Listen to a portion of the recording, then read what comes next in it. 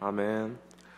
오늘 함께 봉독할 말씀은 다니엘서 11장 28절부터 35절입니다.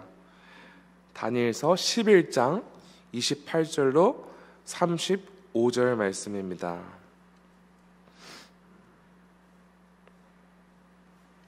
네, 저희 28절부터 한 절씩 번갈아 가면서 교독하겠습니다. 다니엘 11장 28절부터 35절입니다.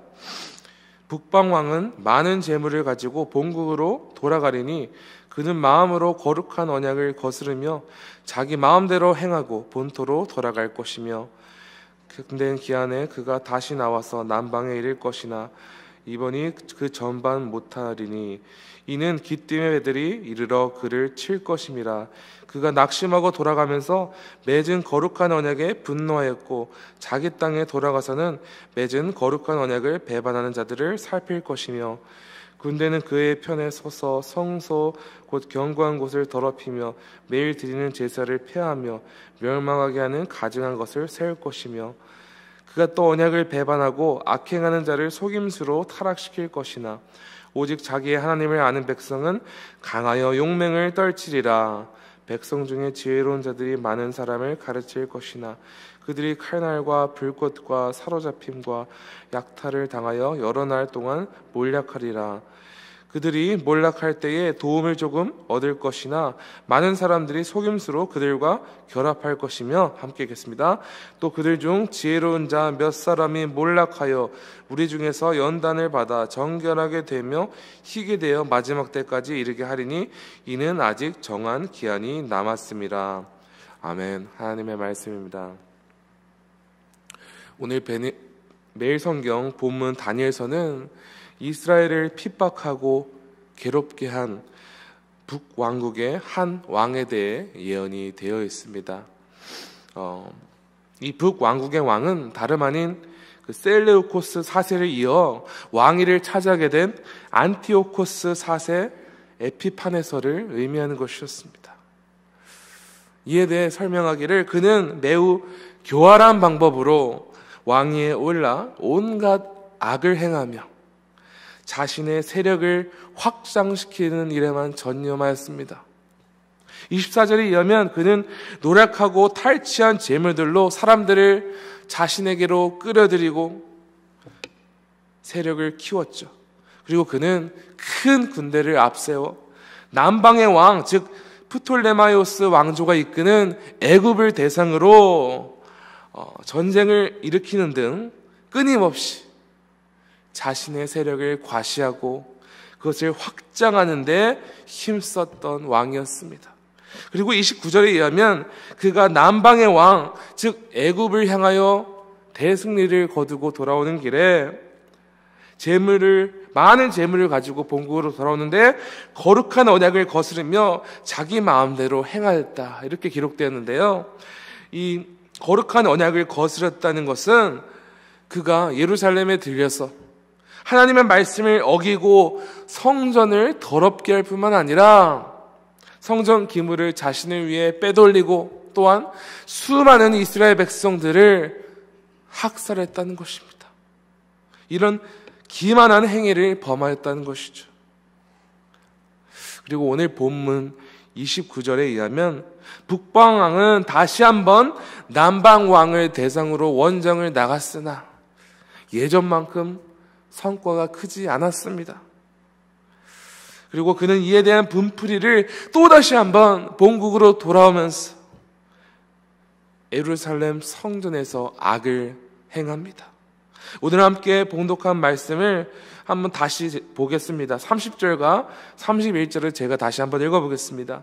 이는 기띔의 배들이 이르러 그들을 칠 것임이라. 그가 낙심하고 돌아가면서 맺은 거룩한 언약에 분노하였고 자기 땅에 돌아가서는 맺은 거룩한 언약을 배반하는 자들을 살필 것이며 군대는 그의 편에 서서 성서 곧 견고한 곳을 더럽히며 매일 드리는 제사를 폐하며 멸망하게 하는 가증한 것을 세울 것이며.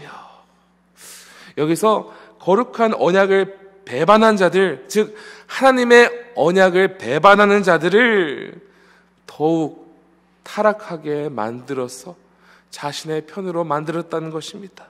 그리고 하나님께서 제사하는 곳인 이 성소를 더럽혔을 뿐 아니라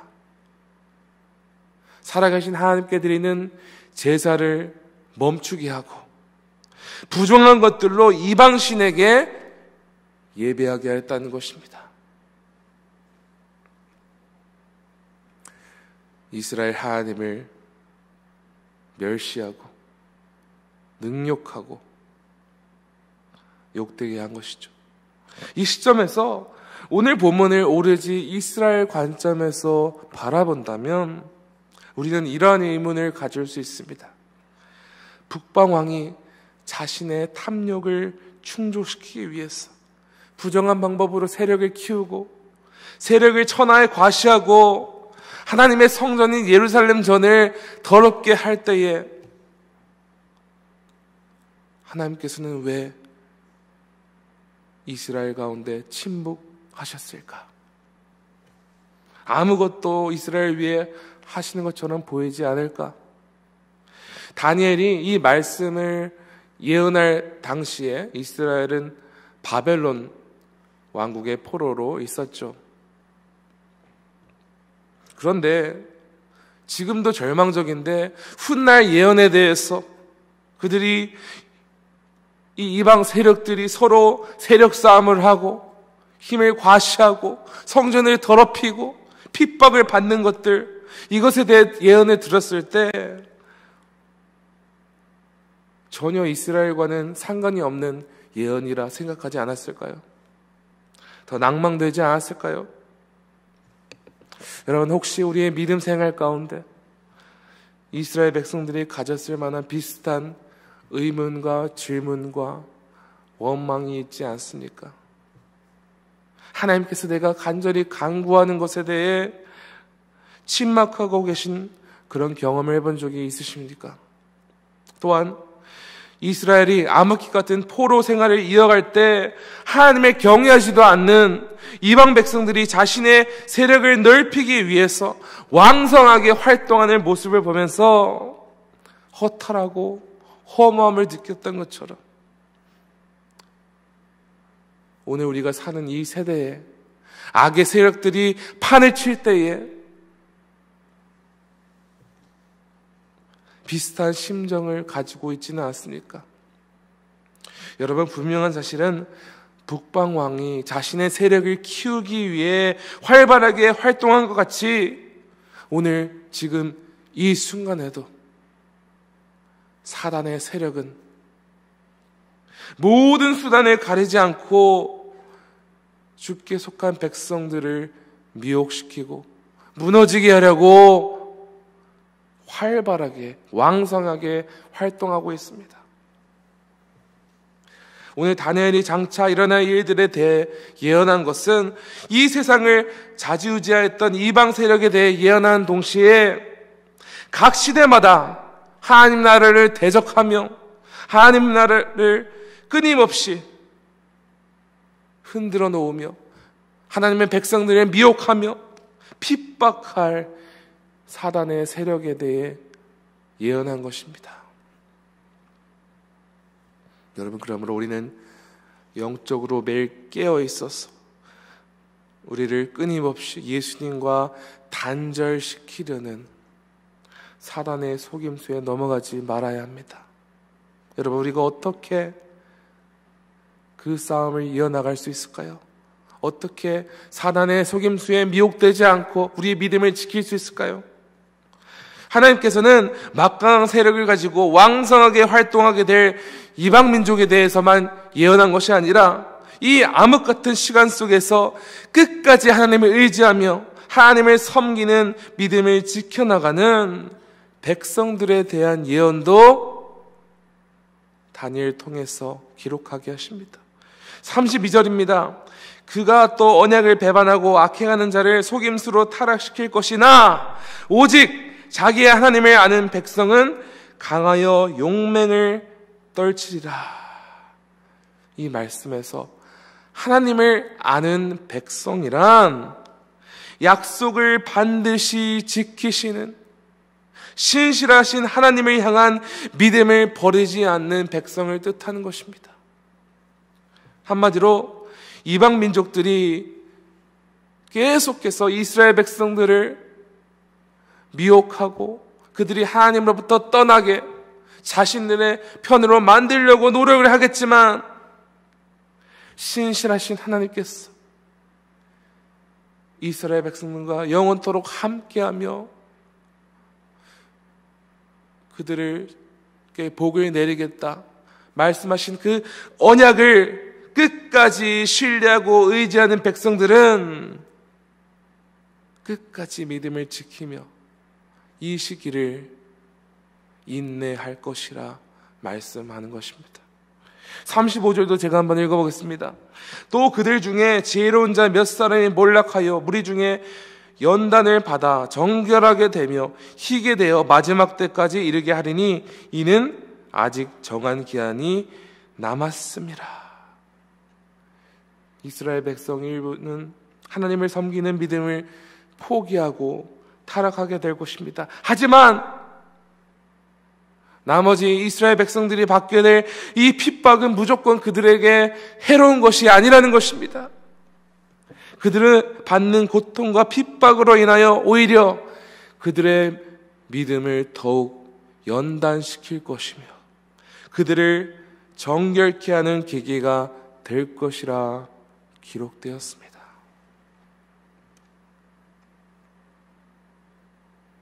로마서 5장 3절과 4절에서 사도 바울은 이와 같이 기록하고 있죠. 다만 이뿐만 아니라 우리가 환난 중에도 즐거워하나니 이는 환난은 인내를, 인내는 연단을, 연단은 소망을 이루는 줄 아미로다.